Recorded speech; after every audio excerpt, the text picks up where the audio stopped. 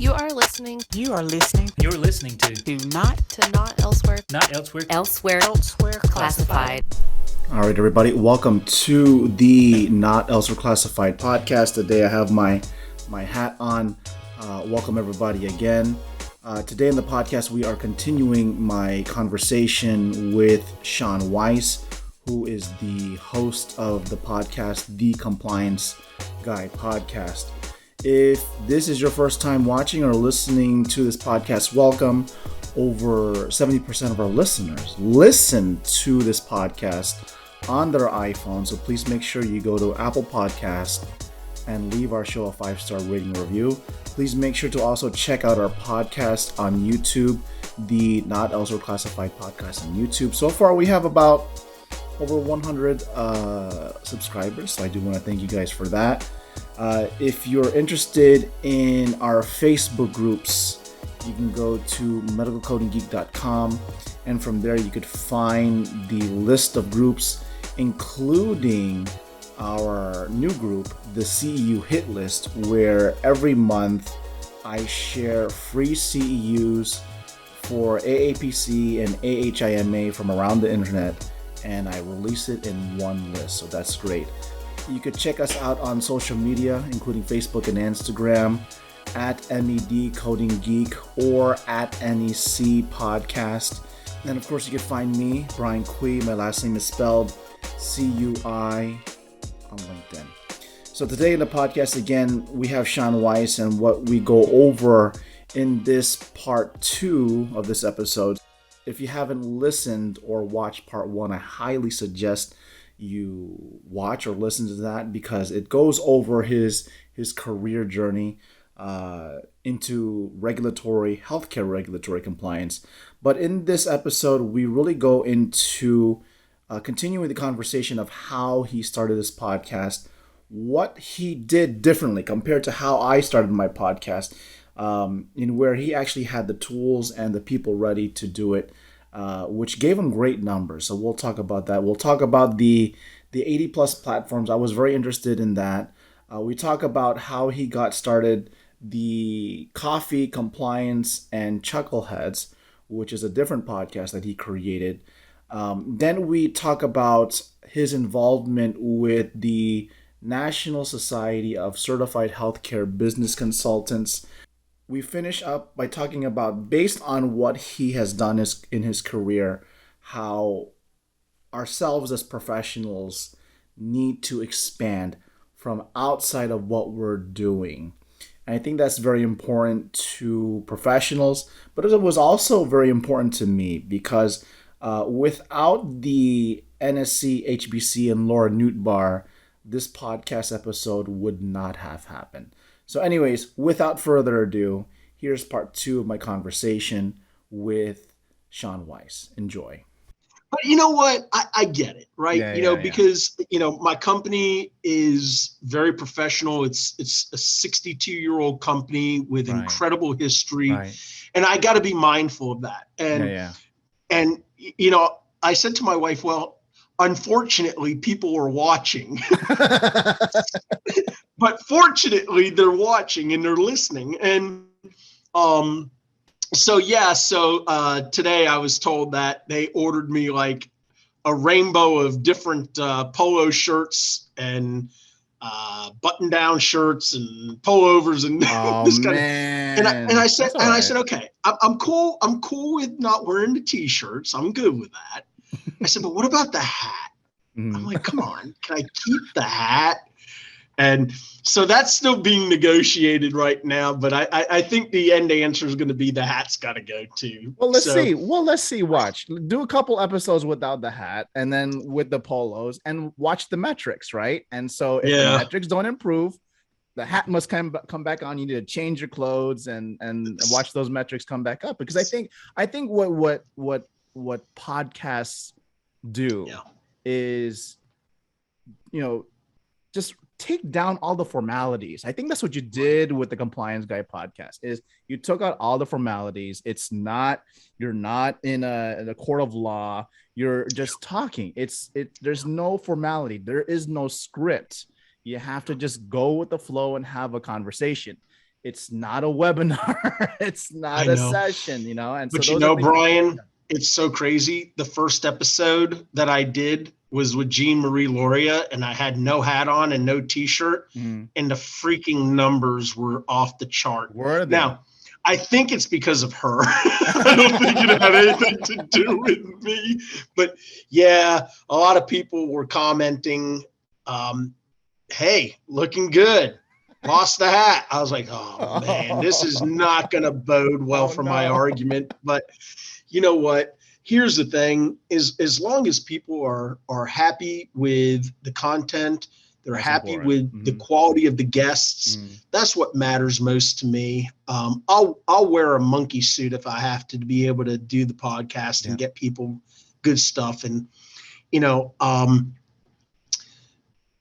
so yeah, you know, I'm a little torn about it, but you know, as long as things keep going in the right direction, you know, that's all I could ask for. And you know, getting people like yourself inviting me on your podcast, and next week I'm being interviewed by Forbes. Yeah, that's what And, happens. Yeah. Mm-hmm. So it's really been something incredible. You know, one of the attorneys that was on my podcast is like, dude, you're the Joe Rogan of healthcare podcast, man.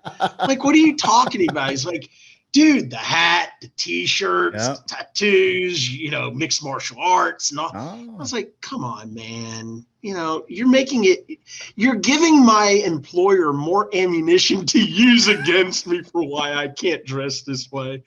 But no, it's all pretty awesome. It really is. It's good. It's been a great career, man. Yeah. And it's a hope it keeps ride. going. Yeah. The podcast is a ride. You know, it's like when you start it, you don't know what's gonna happen, and those things can happen a lot very fast. Yeah. And for those that start podcasts, it opens a lot of doors. It opened a lot of doors for me. For you, you were already on the national stage speaking, and the podcast opened me up to speaking nationally. So it's another way around. I'm interested. Here's a question I had. Were you the only person who was responsible for getting the podcast started? Now, when I say getting the podcast started, getting the equipment, learning the editing software, learning where to upload it, which, by the way, that follows up to the question of the 80 platforms. So what challenges did you have in, like, okay, I'm going to start a podcast, but then were you already doing your research and starting one, or once you propose the idea, boom, you got to start with the ground running?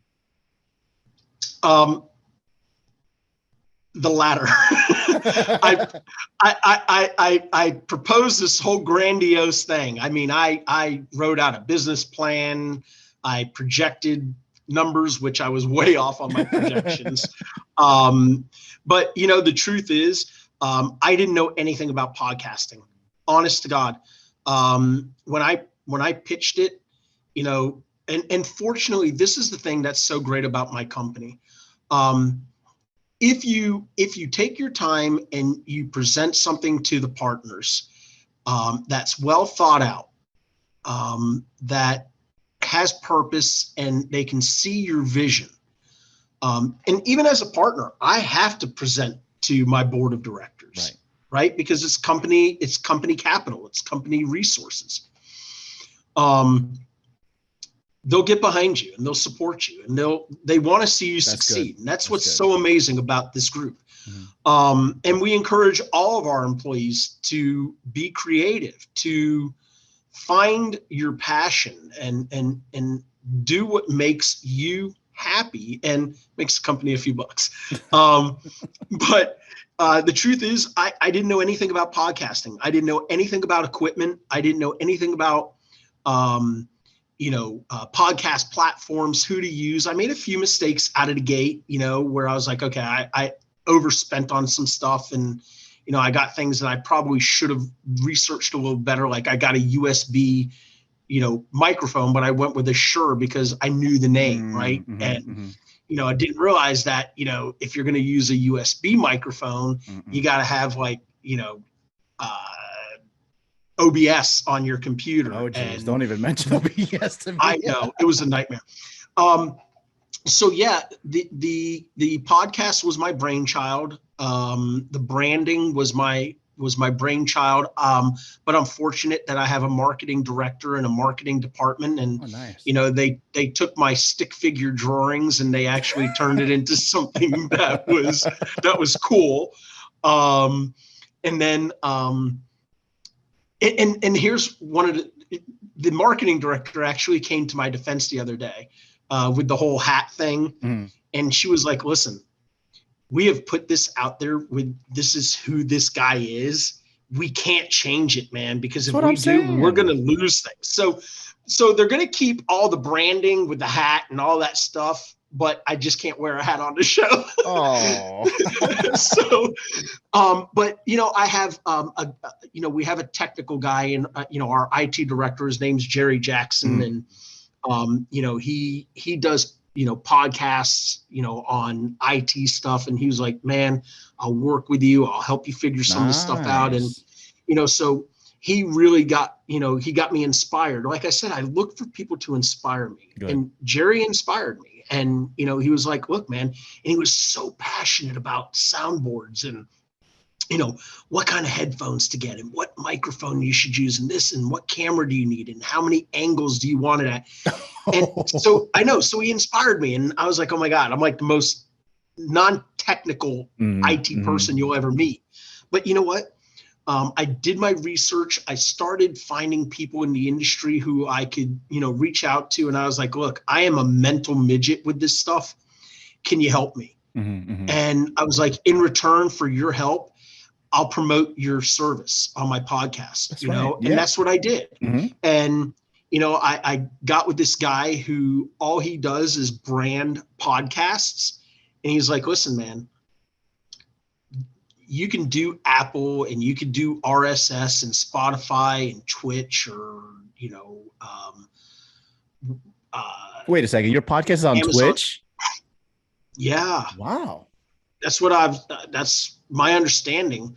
It's on Pod Paradise. It's on, I don't know, and he reached out to me one day and he's like, all right, man, I've got you on like 82 podcast platforms. And I was like, really? Wow. I was like, I didn't even know there were that many. And he's Neither like, did I. I think he's lying to me, but I don't know. I'm not smart enough to figure that stuff out. So I just, I'm kind of gullible on certain things. Well, at least that's how I play. Because my real background, I'm not that gullible with where I came from. I could talk about that, but I'd have to kill you afterwards. So we'll avoid that. But yeah, apparently it's on 80 something podcast platforms and it's getting picked up by all these different feeds. And like I did a Google search the other day. I just typed in my name and I was like, holy crap. Yeah. There's way too stuff out there about me. I don't like that. As long as nobody could find my bunker buried in the middle of my farm, I'm okay. We'll keep that secret, right? So from the podcast, you've created another. I don't know if it's a podcast or a video series with the two people that I mentioned, Jordan Johnson and Eric Rubenstein, called Coffee, Compliance, and Chucklehead. So what is that all about? Oh my gosh. That was just so, here's the now, is that thing. part of the Compliance Guy podcast or is that a totally separate thing? No, it's completely separate. Oh, nice. And here's the funny thing. I've been killing myself for 5 months doing these podcasts for the Compliance Guy. And I don't get any kind of notifications from Apple or anybody. I've been doing this thing with those two chuckleheads now for 3 months. And we got this notice from Apple that we were the fastest climbing podcast in business. Wow. And we went from 2000 to number 218 in a week. Wow. But That's you know amazing. why? It's not because of me. It's because of Eric Rubenstein. Yep. This guy is the most ridiculous sense of humor, walking encyclopedia of OIG and law enforcement stuff that you could find. But I tell people outside of my wife, all of my most meaningful relationships were started online. I mean, it's really strange. It is, but people ask us all the time, like, how long have you, Eric and Jordan, known each other? And the truth is, I met these guys through LinkedIn probably just over a year ago. Oh, interesting. And over the last 6 months, these two guys have become two of my closest friends. I mean, I don't think there's a day that goes by that I don't get some kind of ridiculous message from Eric or something just wacky from Jordan. And it works because we just each have our own niche, Eric with OIG law enforcement, me with regulatory compliance, and Jordan with, data analytics. And we've just been able to mesh it together, and we were talking about something, and Eric's like, he brought something up about this DOJ case, and he goes, look at what this chucklehead did. And we were all just sitting there, and Jordan said something like, dude, Sean, what's in your coffee cup? And he's like, that's not coffee, is it? And I said, and I gave him some answer, I don't know. And all of a sudden, I was like, I got this great idea, man. Why don't we do our own spinoff? Because Eric has Retro Fraud podcast, and we just came together and we're kind of spitballing it. And I was like, what if we just call it Coffee Compliance and Chuckleheads? Yeah. And it clicked, and it was like, wow. And so, I mean, it's crazy. When did you guys start that? Just not too long ago, right? Yeah, like 3 months ago. And it's so crazy because in 5 months, I'm over like 35,000 views for the compliance guy. That's amazing.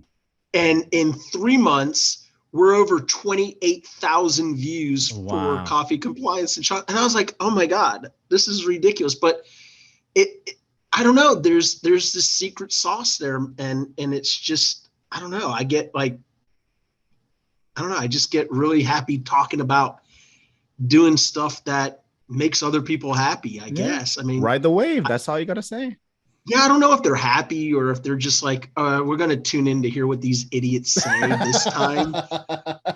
Or if people are just tuning into my personal podcast because they feel bad for me. They're like, oh, he's at it again. Well, let me tell you that it works because I've seen what got me into podcasting was when I first started doing research was listening to, for example, Joe Rogan and other comedian podcasters.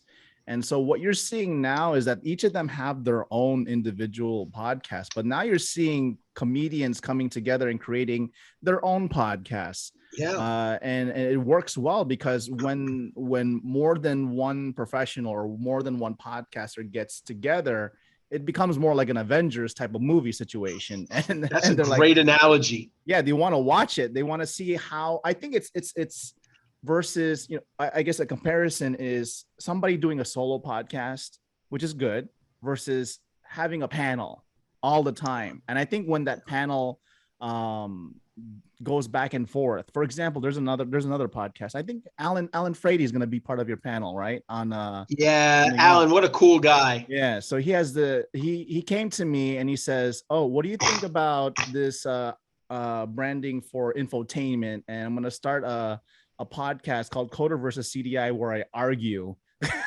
with somebody else. I'm like, okay, that sounds pretty good. It sounds like something that you within what you do is trying to prove your point and get better points of view. And he's been doing that for quite some time. And when you listen to him and Amy, it's like they're back and forth. And now they're branching out to bringing in more guests and having this back and forth. And I think that's what that secret sauce says, especially with the podcast that you created as well. Yeah. Alan, it's really interesting. Alan, he even before he was going to be a panelist on the show tomorrow, he invited me onto his podcast. He's like, hey, we're not getting the kind of views that you are, but I'm getting like 500 to 1,000. And I was like, oh my God, that's incredible. Yeah, that's nice. It's nice numbers. I was like, yeah, absolutely. So yeah, I think that's the really neat thing what I've learned is when you get into this community with other folks who are professionals like you, for what I'm aspiring to be in podcasting, you support each other, That's what happens. you help promote each other. Like for me, if next week you call me and you're like, dude, I'm at like 150,000 views, I'm going to be like, oh my God, that's incredible. What did you do? Congratulations, man. Awesome. For me, and that's one thing I think my wife and anybody who really knows me will tell you, I don't have a jealous bone in my body. I don't do things for money. I've had multiple opportunities to monetize, the compliance guy, and we've said no. We took on for Coffee Compliance and Chuckleheads. We have one sponsor, but we don't get any money, but they send us like some cool shirts and hats, and they send us bags of coffee. But, I wanted them as a sponsor because it's Invader Coffee, and they're a veteran-owned small company. They do small batch roasts. Their coffee is insane. They have this bacon bourbon blend, which is, oh yeah. I mean, it screams cardiac arrest and AA all in the same sentence. But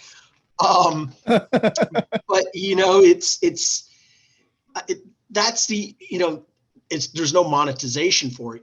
I want to bring awareness to these guys, and gals that are out of Austin, Texas. They're just great people. Yeah. But yeah, I mean, you having me on your podcast is awesome. And, getting an opportunity to not talk about compliance and the law is really kind of fun.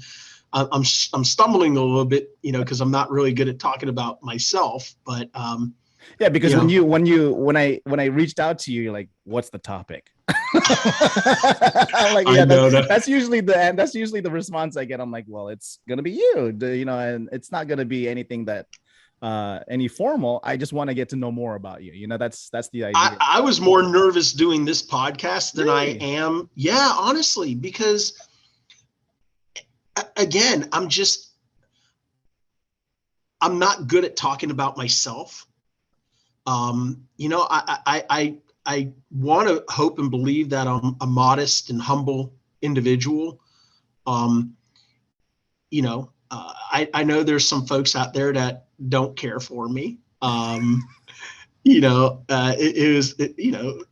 They've heard my podcast, and, look, as I tell people all the time, the one lesson that I learned in doing this over the last 5 months is don't try to be everything to everybody, because you're always going to tick somebody off. And Hey everybody, if you are enjoying the podcast so far, please consider liking this video and also subscribing to the Not Elsewhere Classified podcast YouTube channel so you can be notified for future videos. Also, please check out the Medical Coding Geek YouTube channel, where I also post videos on the medical coding, CDI, and HIM community. Also, check out medicalcodinggeek.com, where we offer a lot of services, including our Facebook groups. You can go to medicalcodinggeek.com/services. Check out our Facebook groups, including Medical Coding Geeks, the RHIT and RHIA exam support group, the CDI network. We have a marketplace where you can sell and buy your books. We also have the CEU hit list. If you're interested in free CEUs, I release a monthly list of free CEUs that I find on the internet. Also, you could follow us on social media, Not Also Classified. Everything is at NEC Podcast. For Medical Coding Geek, it's at MED Coding Geek. You could find us on Facebook, Instagram, and we are also on TikTok. If you are listening to this episode, please make sure to subscribe and rate our show on Apple Podcasts. All the ratings and the reviews help our show get noticed. Also, I wanted to take a moment to promote our partners. You could check them out at medicalcodinggeek.com/partners. They include the Haugen Consulting Group, RadRx, Project Resume, Renowned Talent, and so much more. And of course, you could find me, Brian Cui. My last name is spelled Cui on LinkedIn. So without further ado, let's return back to the show. It was really funny because I was talking to my good friend Terry Fletcher the other day. We were doing something together, and the whole thing about podcasts came up, and somebody had direct messaged me about something, and they're like, I expect better from you. And I was like, wait a minute. How could you expect better from me when you don't even know me? Uh-huh. And my wife has been expecting better of me for more than 2 decades, and I think she's just given up. So I don't know, man.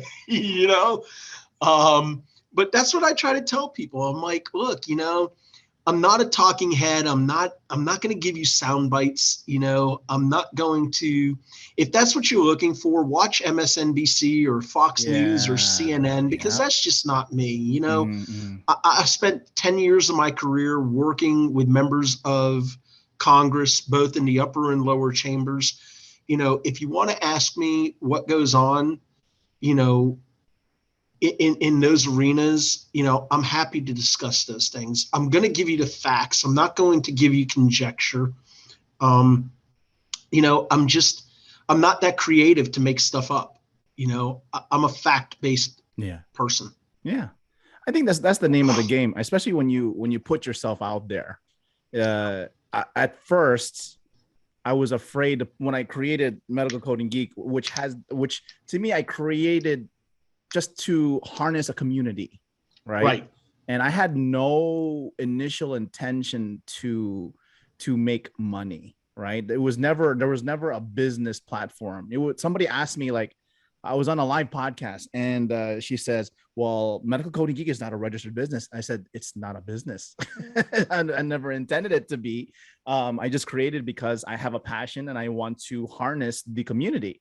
And, what became like more of a logo, putting a logo out there, slowly became me getting onto a camera. I think that's the next step after podcasting, which you kind of jumped into right away. When I first started this podcast, there was no video because I was afraid to get on video.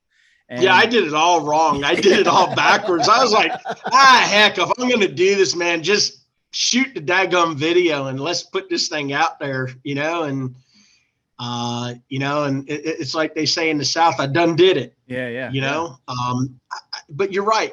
This is, I don't think people who listen to podcasts or watch a video of a podcast, if they've never done it, I don't think they have a real understanding for what goes into preparing for a podcast.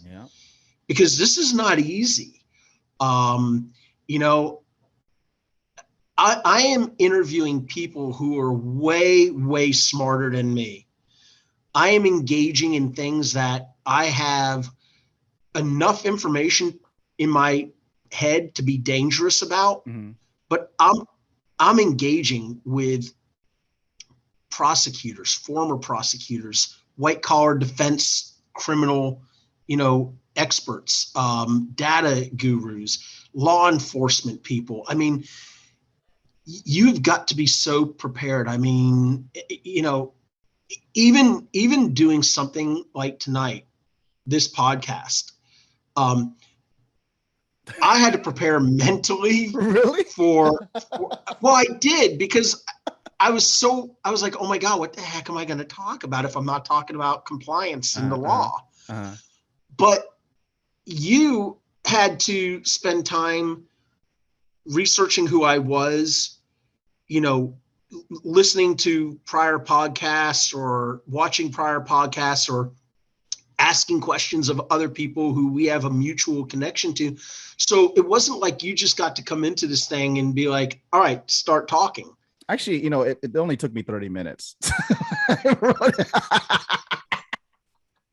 Is this interview over? Oh, no. Okay. No, I mean, it comes with practice. I was gonna say, I've been doing it for 4 years. You've been doing it for 5 months. So for 5 months, I'm just gonna say my hat off to you. My hat off to you. You've been doing very, very good, very good. I did it for 4 years. I've been doing it for 4 years. Not on camera for 4 years. After the 100th episode, decided to get on camera. It's crazy. Yeah. So for you to jump on and just go right head on to it, you got my respect for real. Well, thank you. So let's get into. Let's wrap it up since you. let's wrap it up. First off, let's get to the National Society of Certified Healthcare Business Consultants. This is the reason why we made the connection, because Laura, the PR, if you're listening, she connected us, but I already knew you from the start anyways, but just to have you on the podcast, it was because of the NSC HBC that you're here. So can you tell me like how you got connected with the association and what it's done for you? Yeah. I will tell your listeners, if you are a healthcare consultant, if you're a medical business consultant, you couldn't join a better association. It's really a society. It's a brotherhood, a sisterhood.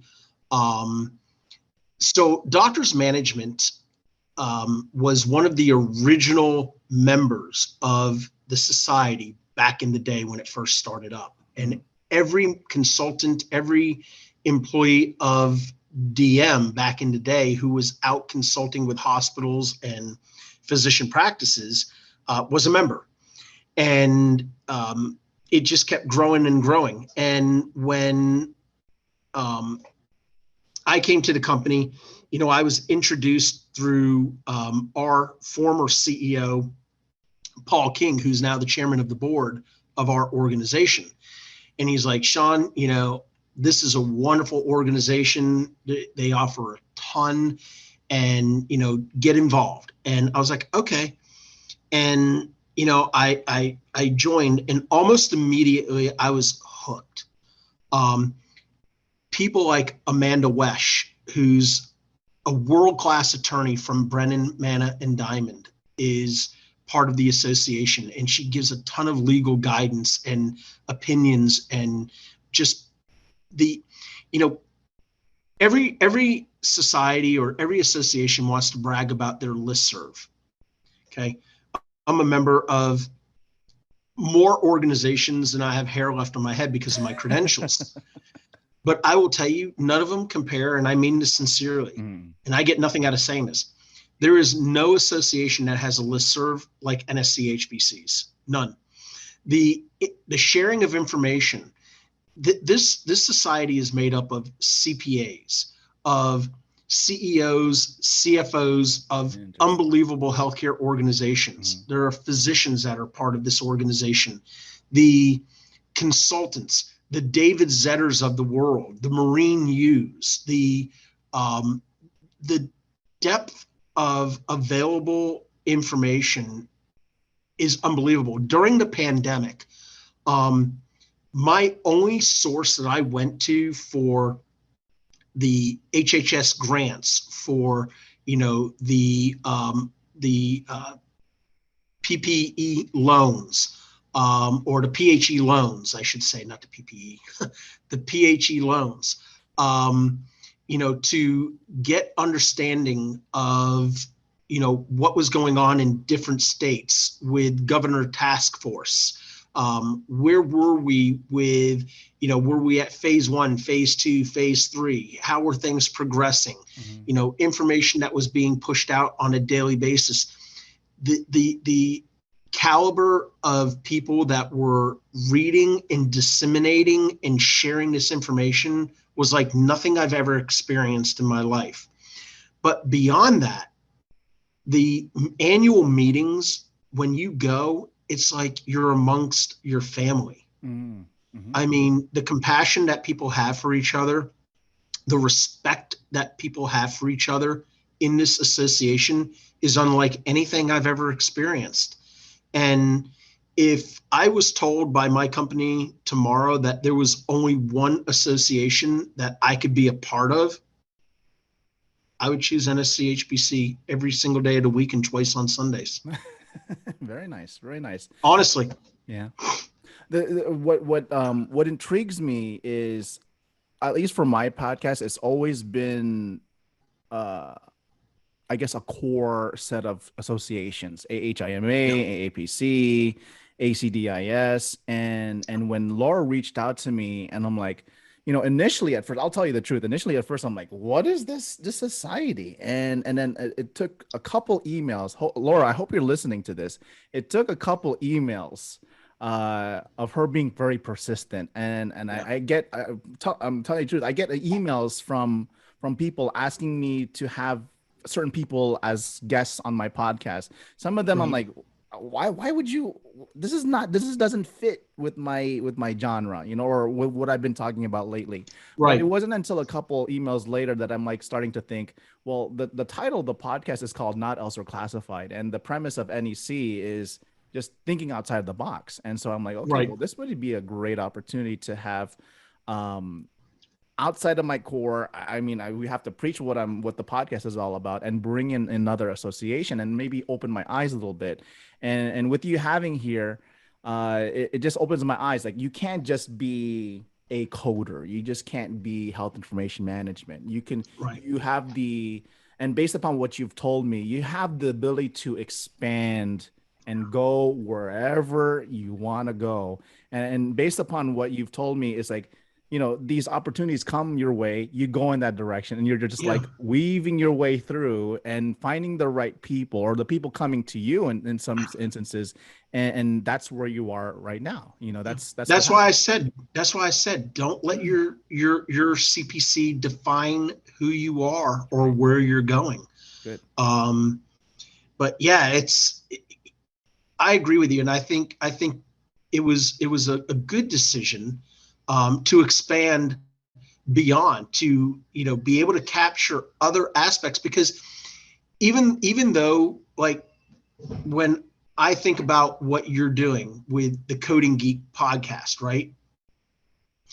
Coding ties into so many other things. It ties into operations. It ties into the clinical care. It ties into the regulatory compliance. It ties into the legal aspect, right?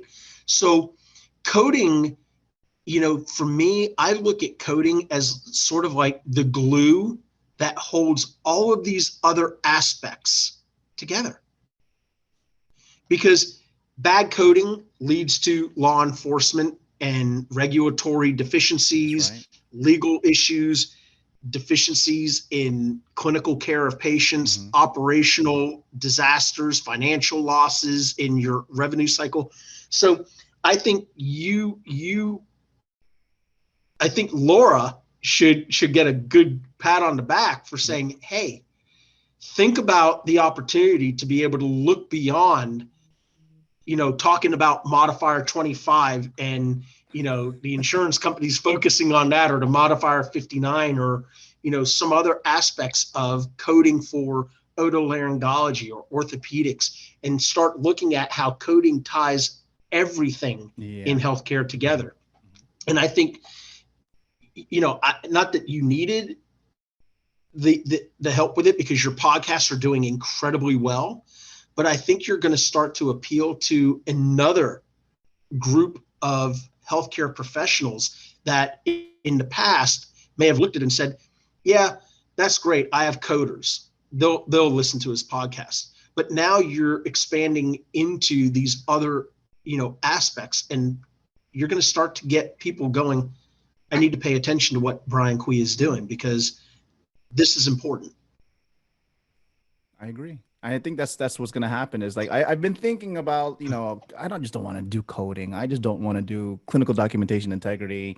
I don't want to do just health information management. It's good. It's helped me to get where I am right now.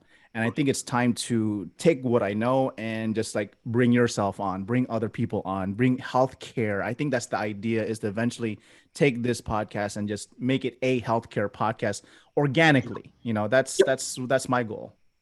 Well, I'll tell you what, anytime you want, why don't we get together and let's do a joint podcast together, and let's take some With of hats your on? expertise. I will see if I can negotiate something for us. I will tell them that my guest said the only way he's going to do it is we both got to be in a hat. That's right. So, but let's take your expertise in coding and your knowledge base beyond that, and let's bring that together with the compliance and regulatory stuff that I'm talking Sounds about, nice. and let's do something really killer and push it out. Sounds right. I've enjoyed so much being here today. I don't know if anything that I said will make any sense to anybody who's listening to your podcast today, and I hope I don't cause you to lose any listeners. Oh, I doubt that. I doubt But- that. I think what comes from this podcast is just good old conversation. That's all I wanted to bring to the table. You brought that. Let's wrap up this podcast.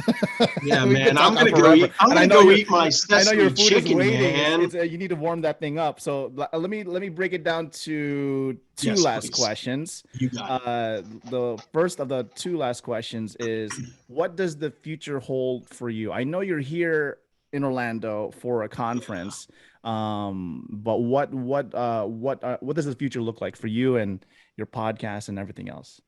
Yeah, awesome question. So yeah, I'm here in Orlando at the Ascent ENT Managers Conference for the next few days. And then from here, I fly to Phoenix, Arizona. Wow. And I am at the National Organization of Rheumatology Managers for their big conference. And then I go from there to AMBA, the American Medical Billing Association in Las Vegas, which is next week. Jeez. And then I'm at the American Academy of Orthopedic Executives the end of this month in Dallas. And then it's really crazy. My podcast was being shown at the Asian Healthcare Summit just a couple of weeks ago. Yeah, because we were talking about the Biden-Harris executive order and its impact on the health system and the legal ramifications. And I know other countries throughout Asia are trying to figure out, where do they go with mandates? Where do they go with lockdowns? Where do they go with, all of this stuff happening with COVID? I've been asked, I'm actually speaking in the summer of 2022 to the graduating nursing class at Columbia University. Amazing.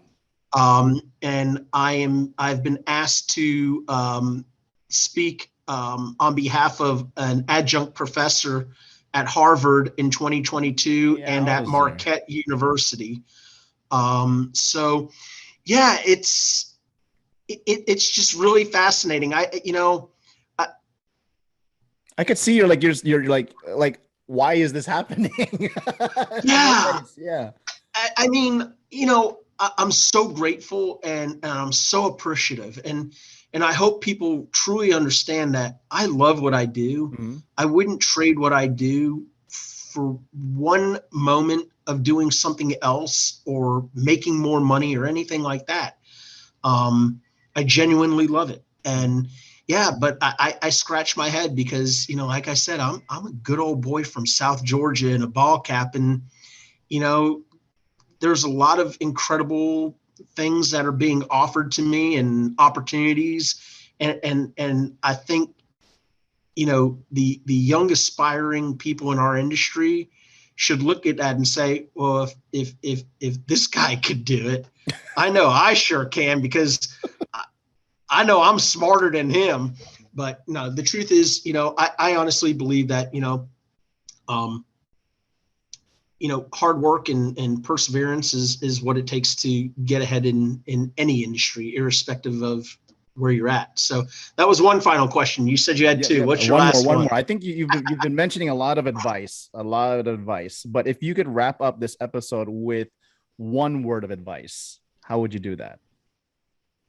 Because you mentioned a lot of stuff, but if this is now the end, what's your word of advice that you can kind of close this podcast episode off with? Independently verify information. Don't take anything you get from a listserv. Don't take anything you get from another coder, auditor, or regulatory compliance person as the gospel.